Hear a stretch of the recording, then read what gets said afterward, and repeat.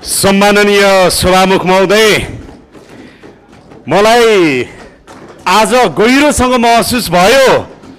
त्यो के भने 8वटा अध्यादेश सरकारले किन ल्याउनु पर्यो भनेर आज महसुस भइरहेको छ। मलाई किन ल्याउनु पर्यो भनेर महसुस भइरहेको छ सभामुख महोदय।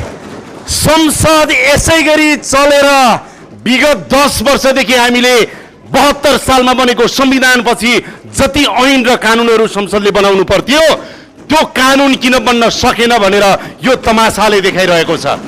त्यसकारणले संसदीय तमासा जुन रूपमा हामीले देखाइरहेका छौं सधैँ सकारात्मक मात्रै हुँदैन। जनताका सवालमा, कानुन निर्माण गर्ने सवालमा सत्ता पक्ष र प्रतिपक्ष विपक्षी दलहरू त्यही रूपमा जवाफदेही र जिम्मेवार बन्नुपर्छ भनेर म विपक्षी दलका मान्य सांसदहरूलाई हार्दिकतापूर्वक अनुरोध गर्न चाहन्छु। आज यहाँहरूलाई म स्मरण गराउन चाहन्छु, आधा शताब्दी भएछ पर्यटन सम्बन्धी ऐन नबनेको, 48 वर्ष भएछ।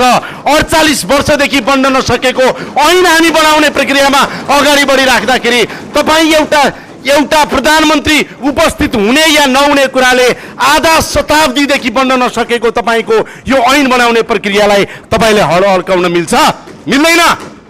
मिल्दैन। सम्माननीय सभामुख महोदय, त्यसैले म यहाँहरूलाई आग्रह गर्न चाहन्छु, संसद विपक्षीहरूले अवरोध गर्ने थलो त हो, तर संसद कानुन बनाउने थलो पनि हो। संसद कानुन बनाउने थलो पनि हो, यो स्मरण गराउन चाहन्छु। र हामी 48 वर्षदेखि बन्न नसकिरहेको यो कानुन बनाउनको लागि, ऐन बनाउनको लागि विधेयकमाथिको छलफलमा छौं र पर्यटनसँग सम्बन्धित यो विधेयकलाई अगाडि बढाउने सन्दर्भमा म विपक्षी दलहरूलाई सहयोग गर्नको लागि अनुरोध गर्दछु।